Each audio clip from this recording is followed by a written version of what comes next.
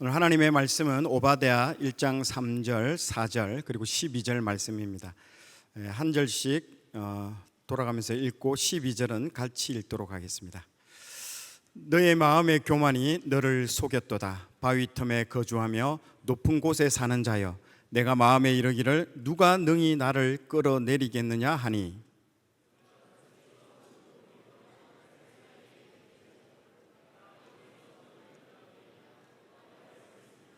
내가 형제의 날 곧 그 재앙의 날에 방관할 것이 아니며 유다 자손이 패망하는 날에 기뻐할 것이 아니며 그 고난의 날에 내가 입을 크게 벌릴 것이 아니며. 아멘. 오늘 말씀의 제목은 심판에 이르는 두 가지의 죄, 심판에 이르는 두 가지의 죄라는 제목으로 말씀을 함께 나누도록 하겠습니다. 자, 오늘 이 오바댜 소선지서서는요, 교회에서 설교할 때에 본문으로 잘 선택하지 않는 책 중에 하나입니다. 오바댜는 1장밖에 되지 않지만은요, 한국 교회와 그리고 이 개인에게 주시는 메시지가 많습니다. 자, 이 오바댜 선지서는 교회가 정치에 대해서 침묵하고 있는 이 시대에 대해서 이 시대에 꼭 읽어야 하는 책입니다. 소선지서가 대부분 당시 하나님의 말씀대로 백성들이 다스리지 않는 왕들에게 이 선지자들이 가서 목숨을 걸고 하나님의 말씀을 전한 선지자들의 이야기들입니다. 그래서 모두 정치에 대한 이야기들이 대부분 소선지서서의 이야기들입니다. 소선지서를 읽기 어려운 이유는요, 당시 이스라엘 정치 상황을 우리가 이해하기가 어렵기 때문에 상당히 읽기가 어렵습니다. 그래서 모르면 쉽게 읽혀지지 않는 책이 바로 이 소선지서입니다. 당시 활동했던 선지자들은 탁월한 안목으로 국제 정세를 그리고 꿰뚫어 보고 있었던 사람들입니다. 특별히 이사야는 당시 외교 문제, 이스라엘 주변의 국가들과의 그 외교 문제와 국내 정치에 깊이 관여하여서 히스기야 왕이 그 아수르에게 붙지 않도록 조언을 해주고 끝까지 그 성전과 함께 사수하라는 말을 전했습니다. 그리고 아모스, 미가 선지자들은 이스라엘 정치 문제에 깊이 관여해서 신랄한 비판을 가했습니다. 그리고 스바냐 선지자는요, 당시 잘못된 그 재판 제도에 대해서 비판의 목소리를 내었습니다. 지금 이 시대를 보고 있는, 지금 현재의 시대를 보고 이 선지자들이 책을 쓴 것 아닌가 할 정도의 느낌을 받습니다. 그래서 신앙은요, 정치, 사회, 문화와 우리가 뗄래야 뗄 수가 없는 부분이 있습니다. 하나님은 지금처럼 이렇게 어두운 이 세상에 우리를 있게 한 것은 이 성경을 통해서 이 시대를 밝히라는 하나님의 사명을 우리에게 주신 것이라고 믿습니다. 소선지서서의 이 종류는 두 가지로 나눌 수 있습니다. 한 가지의 종류의 책은요, 이스라엘의 회개를 촉구하는 책입니다. 대부분 어떤 책이냐면 아모스, 그 다음에 호세아, 미가, 요엘 등등과 같은 책들이고요. 다른 하나는 열방들에 대한 심판, 악한 자들에 대한 심판, 나훔 그리고 오바댜 책들이 그렇습니다. 이 앞부분입니다. 오바댜의 책입니다. 나훔은 아수르에 대한 멸망을, 심판에 대한 부분들을 말하고 있고요. 오늘 할 오바댜는 에돔에 대한 심판을 다루고 있습니다. 자, 그 많은 소선지서 책 중에서 오늘 나눌 책은요, 오바댜입니다. 오바댜. 이 발음하기가 상당히 어렵죠. 오바댜. 이 상당히 쉽지 않습니다. 이건 오바드야후라는 이름으로 오바댜라고 이름을 하고 있습니다. 이 책은 에돔의 멸망에 대한 예언을 한 책입니다. 그래서 1장밖에 안 되기 때문에 좀 설명을 좀 하겠습니다. 여러분, 에돔이 누구일까요? 바로 창세기에 나오는 야곱의 형입니다. 자, 에돔은 태어날 때부터 이 에서는요, 에서의 별명이 에돔입니다. 그래서 에서는 태어날 때부터 피부가 붉어서 이 붉은이라는 뜻의 그 에서의 별명이 붙게 되었습니다. 지금 여러분들 보시는 바와 같이 창세기 25장 30절에 보면요, 원래 장자권을 에서가 가지고 있었지만은 이 장자권을 에서가 귀하게 여기지 않게 됩니다. 그래서 붉은 팥죽 한 그릇에 동생 야곱에게 자신의 장자권을 파는 장면이 창세기 25장에서 나옵니다. 에서는 장자권보다도 이 붉은 죽을 더 원했기 때문에 그런 뜻으로서, 이 붉어진 뜻으로서 에돔이라는 뜻을, 별명을 갖게 됩니다. 자, 여기 지도에서 보시면 이 에돔은 그 이후에 에서는요, 이 야곱과 헤어지고 난 이후에 부모가 근심이 되는 결혼을 합니다. 그 결혼을 하고 난 이후에 이 지도에서 보는 것과 같이 사해 남동쪽에 위치한 세일산에 가서 정착을 하게 되죠. 그 에서의 후예가 바로 에돔 족속입니다.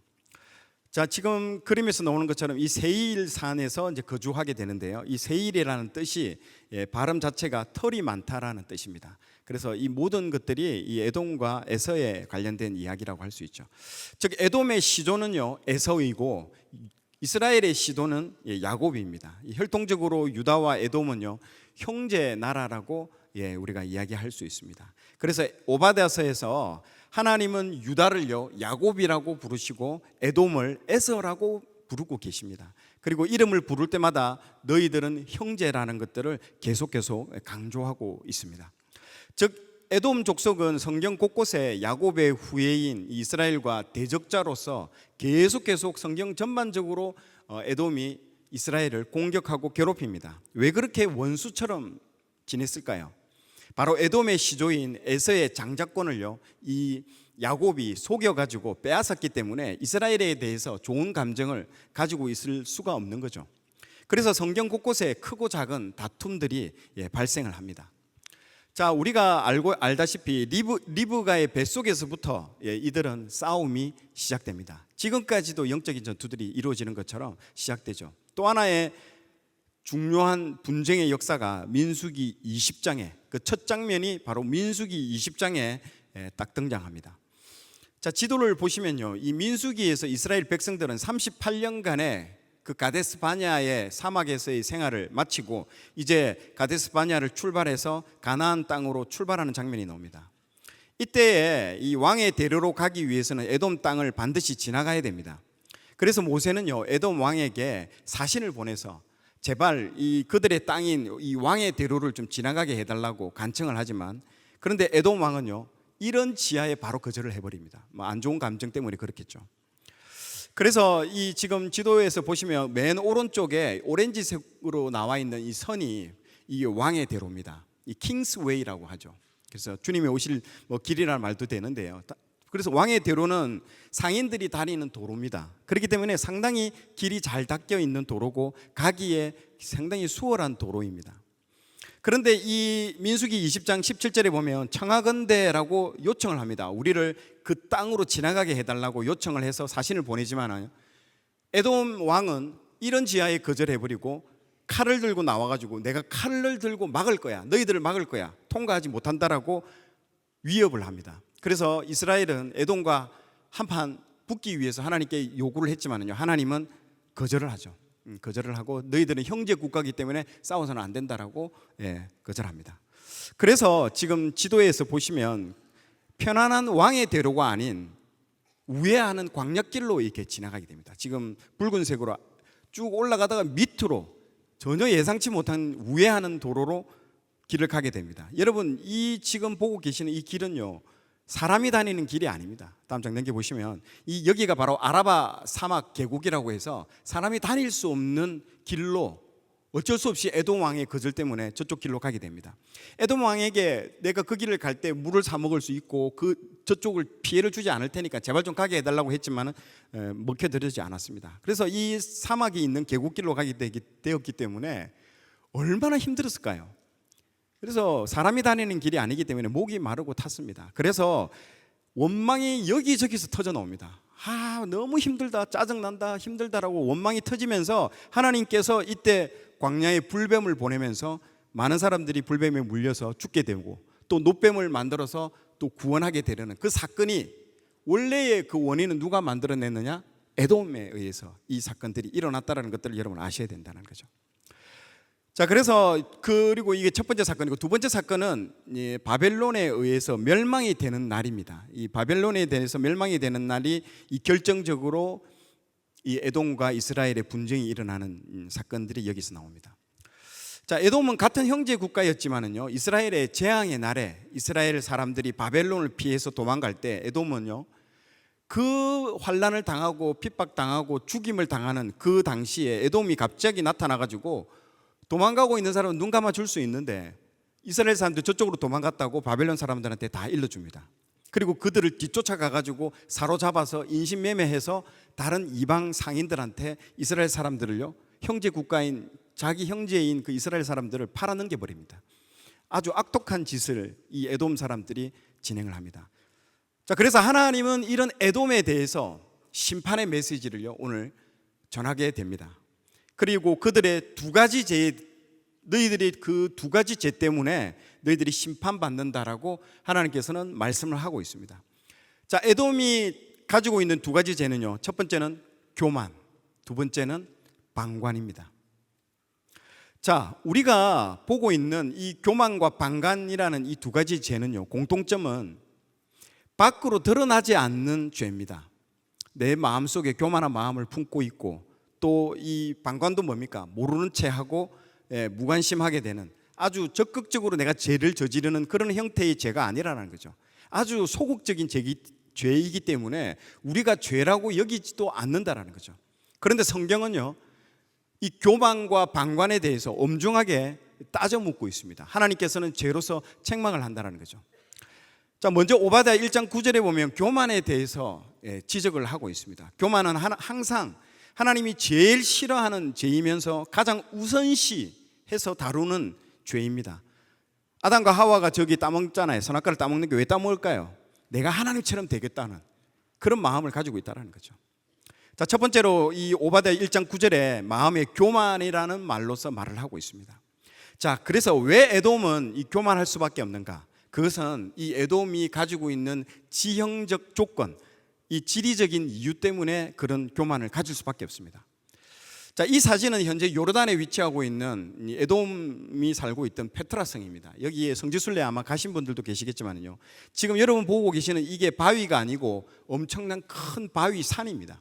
엄청나게 큰 바위 산이지만요, 들어가는 입구는요 아주 좁습니다. 저기 지금 들어가는 장면이 지금 보이죠?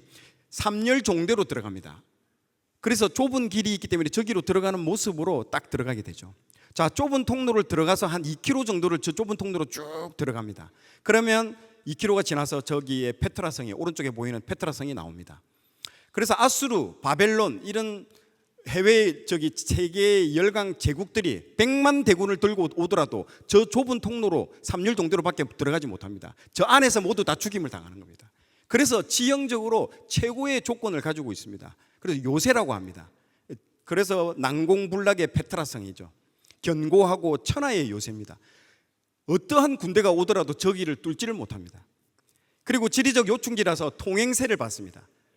딴 데로 갈 수가 없기 때문에 거기서 톨게이트 비용을 받듯이 통행세를 받으면서 아주 배를 두드리면서 편안하게 떵떵거리면서 그렇게 살고 있었던 사람들입니다. 그러니까 그 마음에, 이 에돔 족속의 마음에 얼마나 교만한 마음이 많이 있었을겠습니까? 그리고 오른쪽 사진은 바위를요, 큰 바위산을 끌과 정으로 깎아서 조각처럼 만든 하나의 작품이죠. 이게 성입니다, 성. 이제 바위산을 깎아서 성을 만들어 버리는 거죠. 이 사람들 보통 사람들이 아닌 거죠. 자, 영상을 한번 보도록 하겠습니다. 영상은 짧게 1분 정도.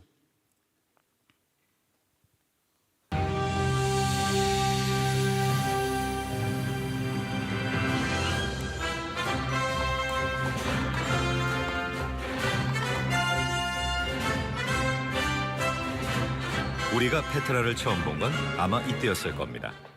인디애나 존스 시리즈의 세 번째 영화, 해리슨 포드와 션 코네리가 성배를 찾으러 들어갔던 신전이 알카즈네죠. 1000년 이상 페트라의 위치는 극비사항이었습니다. 성체 같은 절벽에 둘러싸인 데다 베두인인들이 비밀을 누설하지 않아서였죠. 그러다 1812년 한 스위스 탐험가가 아랍 순례자로 위장한 채 이곳에 발을 디딥니다. 목숨을 건 모험이었죠. 요한 루트비히 부르크하르트는 높이가 200m에 육박하고 길이가 1.2km나 되는 협곡 시크부터 통과했습니다. 그 길이 끝날 무렵 협곡은 넓어지며 신전 같은 건물이 드러났죠. 자, 여기까지 보도록 하겠습니다. 시간이 없는 관계로 여기까지 보고, 자, 지금 보신 것과 같이 이 난공불락의 성입니다. 저기에 들어가면 다 죽게 되어 있습니다. 그 정도로 바위 틈에서 거하면서 아주 최고의 지략을 나타내고 있습니다. 이런 에돔의 교만을요 하나님께서 언급을 하고 있습니다. 오바댜 1장 3절에 보면요, 너의 마음의 교만이 너를 속였도다. 바위 틈에 거주하며 높은 곳에 사는 자여, 내가 마음에 이르기를 누가 능히 나를 땅에 끌어내리겠느냐 하니. 이 말에서 교만이 하늘을 찌르고 있습니다. 난공불락, 지형적인 조건으로 인해서 아주 마음의 교만이죠. 그래서 교만은 인간이 하나님이 되려는 것이죠. 창세기에 선악과를 따먹은 것이 교만의 죄죠. 자신이 하나님이 되려는 목적입니다. 그리고 하나님을 두려워하지 않는 것도 교만이죠. 자신들을 누구도 심판할 수 없을 것이라고 높아진 마음. 최강의 최강국 제국들이 왔지만요 누구도 정복하지 못했습니다. 이런 그들을 하나님께서 심판하신다는 거죠. 우리 마음에도 그런 거 있죠. 내 힘으로 모든 것들을 해결할 것이다. 내 노후도 내 힘으로 보장하고 모든 것들을 내 힘으로 다 할 것이다. 그것도 교만이라는 겁니다, 여러분. 자, 이 교만은 인간이 하나님께서 가장 싫어하는 죄입니다. 두 번째 그들의 죄는요 방관입니다. 방관의 죄. 자, 오바댜 1장 12절에 보면요, 바벨론 군대가 이스라엘 백성들을 죽일 때에, 이스라엘 성이, 예루살렘 성이 멸망당할 때에 그 에돔은요 뭘 했느냐? 방관합니다. 형제가 죽어갈 때 막 즐거워합니다. 내가 형제의 날 곧 그 재앙의 날에 방관할 것이 아니며 유다 자손의 패망하는 날에 기뻐할 것이 아니며 그 고난의 날에 내가 입을 크게 벌릴 것이 아니며. 엄청나게 기뻐했다라는 거죠. 자, 에돔은 이렇게 생각합니다. 자신의 시조 할아버지에게서 장자권을 뺏었던 이 빼앗아간 저놈들은 장자권을 사기쳐가지고 이스라엘 저놈들이 빼앗아간 거잖아. 지금까지 우리 민족을 그렇게 괴롭히더니 아이고 꽃이다 꽃이여, 꽃이도 너희들의 당해도 싸다 싸, 속이 시원하네, 후련하네, 이렇게 즐거워했다라는 거죠. 이게 뭐라고요? 죄라는 겁니다. 죄.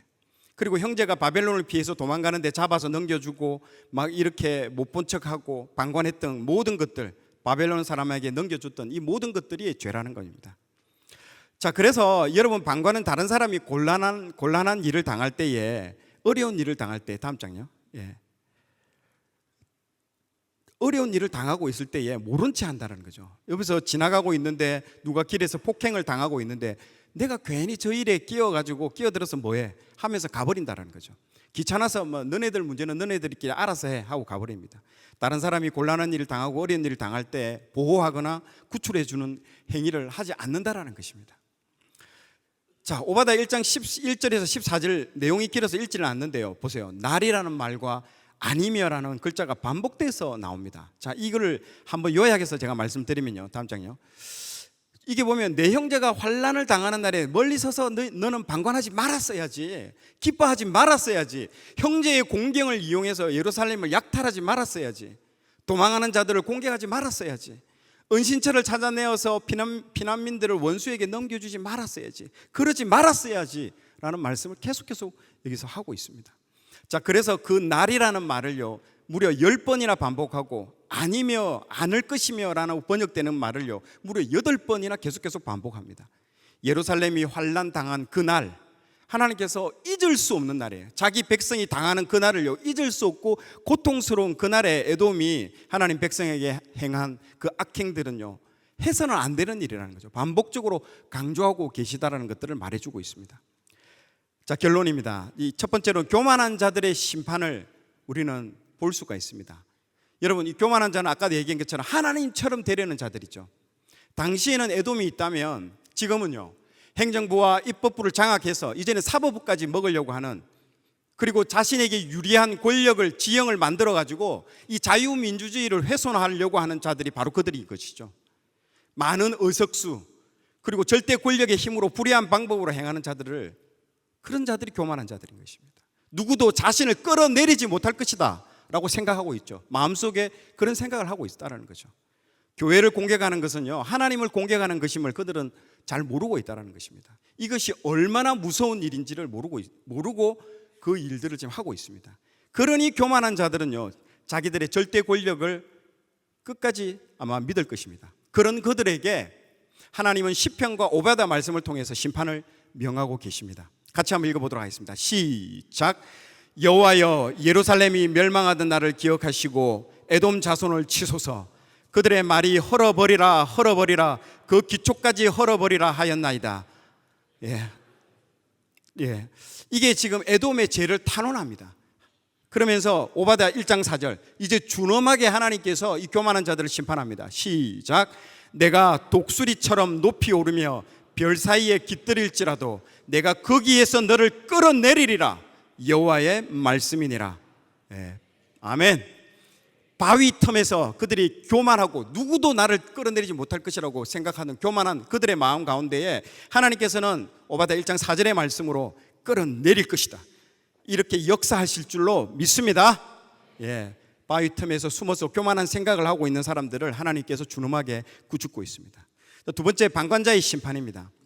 여러분, 당시 에돔이 방관한 죄가요, 지금 한국 교회에 방관하는 죄를 말씀하고 계십니다. 형제가 어려움을 겪고 있음에도 강 건너 불구경하고 지켜보는 그들에게 말씀하고 있다는 거죠. 마지막 시대에 우리의 신앙이 자유가 빼앗겨가고 있는데도, 교회가 지금 문을 닫고 있는 상황인데도 교회와 사람들이 진리의 눈과 귀를 닫고 몸살이고 이기적이고 손해보지 않으려는 사람들이요, 그런 신앙인들이 너무 많다라는 것입니다. 지금 손 목사님 구속 사유가 도주 우려, 정말 이 수치스러운 오명을 씌우는데도 목사님들이 아무 소리도 못하고 있다는 것이죠. 목사님과 교회 전체에 불명의 그런 오물을 뒤집어 씌웠는데도 가만히 있다는 거죠. 다윗과 골리앗의 전투를 한번 보십시오. 골리앗이 하나님의 이름을 모욕하고 온갖 욕을 다 하는 상황인데도 누구 하나 나오지 않는 상황이잖아요. 그 상황과 모든 형국이 똑같지 않습니까? 교단 차원에서도 성명서가 나오지 않고 모두 자기 교회, 내 신앙 하나, 내 한 명 천국 가면 되는 거 아니냐, 이런 신앙을 하고 있다는 거죠. 교회와 나라가 풍전등화의 위기인데도 방관하고 있다는 겁니다. 방관하고 있다는 거죠. 무관심과 방관은 죄입니다, 여러분. 여러분, 그래서 오바댜가 두 번이나 반복해서 네가 방관하지 말았어야지, 네가 방관하지 말았어야지 두 번이나 말을 하고 있다는 거죠. 그래서 보십시오. 오바댜 1장 12절 13절 두 번 연속이나 똑같은 말을 반복하고 있다는 걸 여러분 보시라는 거죠. 여러분, 성경에서 반복이라는 것은 굉장히 중요한 것을 뜻하고 있습니다. 자, 그리고 선한 사마리아, 이 오바댜에 나왔던 이 이야기가 신약에도 또 한 번 등장한다는 거죠. 여러분, 연결되어 있습니다, 구약과 신약은요. 이 오바댜의 말씀은 신약의 선한 사마리아 비유를 통해서 우리에게 반복 학습시켜주고 있습니다. 예수님은 선한 사마리아 비유 설교에서 강도 만난 자를 보고 멀리 피해갔던 방관자들의 수동적인 죄를 지적하고 계십니다. 여러분, 방관은요 수동적인 학대입니다. 학대. 그걸 아셔야 됩니다. 선한 사마리아 비유에서 종교인들이 왜 그 사람들을 비껴갔겠습니까? 이유는 있었죠. 시체를 만지면 나도 부정하게 되기 때문에 그걸 안 한다는 거죠. 그 율법을 지키려는 목적으로 사람을 돕지 않습니다. 율법과 종교의 틀 안에서 자신의 이기적인 행동에 대해서 하나님은 책망하고 계십니다. 지금도 보십시오. 신앙과 정치는 별개라는 논리로 방관하는 자들과 다를 바가 없다는 거죠. 똑같은 얘기를 하고 있는 겁니다. 이 오바댜, 이 반면의 의인은 보십시오. 자신이 손해보는 줄 뻔히 알면서도 긍휼을 베풀기를 원하고 있습니다. 그것이 하나님의 성품이며 우리에게 이 성품을 하나님은 원하고 계십니다. 여러분, 하나님은 살아계십니다. 반드시 현재의 고난은 끝이 옵니다. 하나님은 교만한 자의 그 죄의 분량이 차기까지를 지금 기다리고 계시다는 것입니다. 이런 하나님께서 우리는 불의한 재판관에게 계속 과부가 간청하듯이 신원을 요청해야 한다는 거죠. 이 과부는요 포기하지 않고 간청하듯이 이 과부가 계속 하나님 그 재판관에게, 불의한 재판관에게 간청합니다. 우리도 하나님을 믿고 우리의 억울함을 풀어달라고 계속 기도해야 됩니다. 보세요. 이 과부는 남편 없이 홀로 살고 법정에서도 보호받기 어려운 그런 존재였다는 것이죠. 에돔을 심판하고 하나님을 회복시켜 주신 그 하나님께서 세계로 교회와 우리 손 목사님께도 동일하게 그렇게 하실 줄로 믿습니다.